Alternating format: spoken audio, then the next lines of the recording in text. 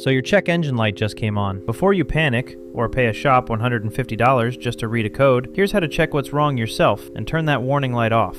It takes about 5 minutes. This scanner plugs into the OBD2 port, which on almost every car built after 1998 is under the dashboard, on the driver's side. What is nice with this OBD tool is that you don't have to pair it to your phone and download an app, as it works on its own and powers on as soon as you plug it in. Turn the ignition on, select Diagnose, and it connects to the car's computer in a few seconds. In my case, it found 2 fault codes, with the description right there on the screen. An oxygen sensor circuit fault. The issue was that the owner was using ethanol fuel instead of premium and the car ran lean because of it. One thing worth checking when you buy a scanner, make sure it reads manufacturer-specific codes, not just generic ones. This one does, which matters, because some faults on a BMW or a Mercedes simply won't show up on a generic-only reader.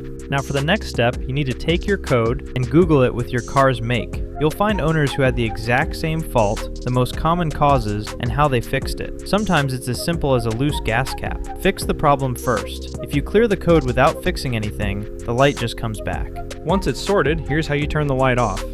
Go to Erase Codes and Confirm. The scanner asks you to turn the ignition on, with the engine off. Press Enter, and that's it. Code's cleared. Restart the car, and the check engine light is gone. While you're in there, most scanners will also show live engine data and emissions readiness, which is handy if you want to diagnose your car further. If this helped you, feel free to leave a comment and like the video.